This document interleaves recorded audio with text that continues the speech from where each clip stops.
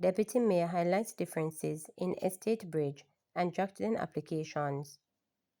Deputy Mayor of Kingston and Minority Caucus Leader in Kingston and St. Andrew Municipal Corporation, KSAMC Deborah Williams, has sought to highlight differences concerning the application by the Building Committee on Wednesday of the 8th Build application made by East Bridge Limited and Jackson Limited.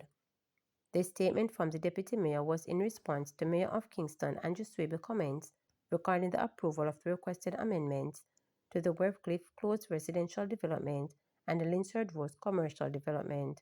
Williams said he wishes to bring clarity and highlight the following facts.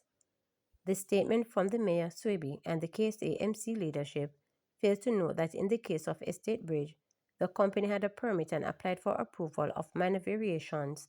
This is a normal procedure concerning any construction of note. Concerning Jackden, the entity did not have a permit for the building, which was erected. Jackden had applied for a permit to build a two-story commercial building, however, a permit was not approved. Jackden proceeded to build a structure which exceeded the number of stories particularized in their initial application. Jackden then applied for regularization. Prior to the building being regularized on Wednesday, this structure would have been contemplated in law as an illegal building. For the avoidance of any ambiguity, Eastbridge had a lawful permit and applied for regularization of minor variation. In the case of Jackden, a building was constructed without a permit and was subsequently regularized. The Deputy Mayor added that it would be good if the statement issued by the Mayor Swaby and the leadership of the KSAMC are categorized by greater clarity. Both the residential development and the commercial building were cited for breaches. In November 2023, a stop order was placed on the commercial building on Linsford Road, which is connected to Counsel for the Maxfield Division, Dennis Garden, after it was discovered that the construction was 3 stories and not 2-story structure as was permitted. As for the residential development on 2 Westcliff Avenue, which is connected to Prime Minister Andrew Holness, it was found to be in breach of the building permit issued by the KSAMC during the first inspection by the Integrity Commission's Director of Investigations. It was revealed that the development consisted of 4 4-bedroom townhouses instead of 4 2-bedroom townhouses. A haven for a gunshot victim. An unsuccessful murder attempt has left one man confined to a hospital bed for almost 2 years, fearful that those who wanted him dead might finish the job if he returns home. It is a fear his family also shares. The man whose identity is being withheld for this reason said he was shot in the back multiple times, limiting his mobility. His family, unable to arrange alternative accommodations, has not visited the institution out of fear that they'll be asked to take him home if they do. Now classified as one of the country's social cases, meaning people who have been abandoned at hospitals by their loved ones, the man is appealing for a safe place to call home. From last year, I tell them that I was discharged and they must come for me. From then on, no one wanted to take a call from me. They didn't call me and they didn't come for me. When I do get them and ask them why they don't come for me, they say they are afraid to carry me back to the same place, he told reporters. He shared that since then, he has only had one visitor, a trusted friend who oftentimes bring him care packages. My family would give the person stuff sometimes, and he would take it to me, but they don't want to come and visit me. Them will just come and stay outside and give the person the stuff and let them come in, and then they go away, he shared. A father of 3 adult children, he said he longed to see them again and misses the familiar warmth of their embrace. He shared that the hospital, while a safe place for him, has been very lonely and he wishes he could return home to be on the outside world. I just want them to go somewhere they could let me go and stay and not be in hospital. Maybe I could have my friends and other family come and visit me there. I just wish I would have somewhere to go, but here, he said, tears welling down his eyes. Sometimes me cry, sometimes me sad, sometimes me dey here and I cry and them stuff there, he told reporters, wiping tears from his eyes that he could no longer hold back. However, each time he removed a teardrop which was evident of his pain, another rolled down his cheek prompting him to repeatedly grab a rock from his bedside table to wipe his face. After a few seconds, he collected himself and apologized to the reporter. He shared that he was simply heartbroken about the situation and could not contain his emotions. Sometimes me dey here and it's just the grace of God keeping me alive.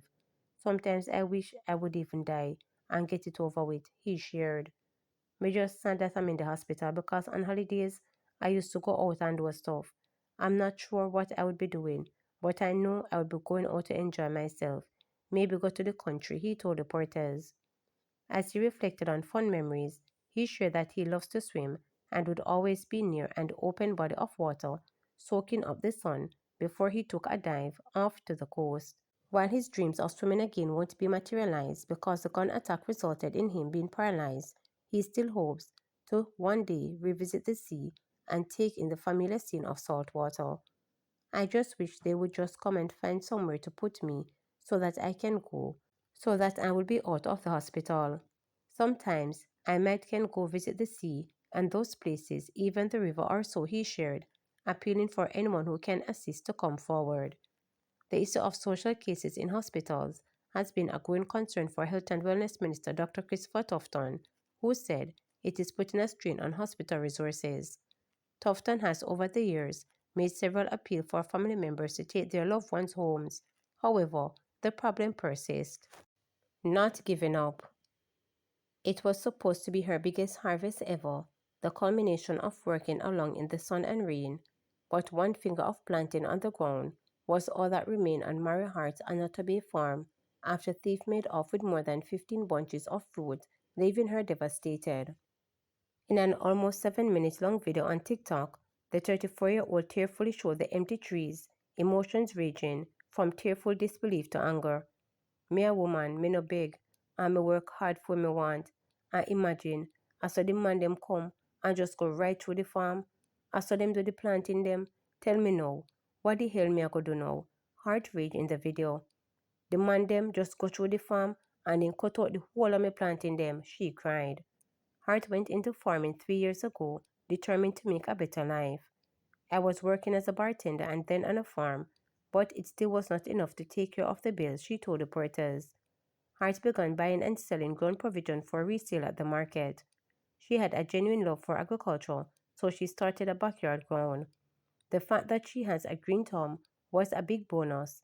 In the beginning, her harvest was not enough to sell at the market, but enough to sell to her neighbors. Then Hart decided to go bigger. Seeing that, I sought out to get a piece of land. I kept asking around, but nothing was forthcoming. God was good to me. A friend of mine who I approached said he knew someone who had a piece of land that he could give me, she said.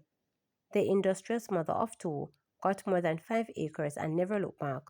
I plant bananas, plantains, and pine, Hart said with pride. Every day she would make the 3 mile trip up a rough road from her house to the farm. She said she was unable to get anybody to help, even when she offered to pay. She worked alone, spurred on by the thought that she would be rewarded with a healthy harvest. But thieves beat her to it. Me hurt and disappointed, as is lots of money and time I put in it. With no help, it's me alone, clear the land, plow and plant. Can't get anybody to work. And to see how them do the farm, me belly bottom hurt me, like me just lose a baby, she said, clearly in agony. Hart has reported the matter to the police Prado Larson unit and is grateful for the fertilizer provided by Rural Agriculture Development Authority as the state entity moves to help her rebuild. She has decided that failure is not an option. The tearful rage and vow of vengeance seen on the TikTok video have been replaced by a calm resolve. Me not giving up. This year, me going harder, she told reporters with a broad smile. Remember to subscribe, like, share, and click the notification bell for daily updates.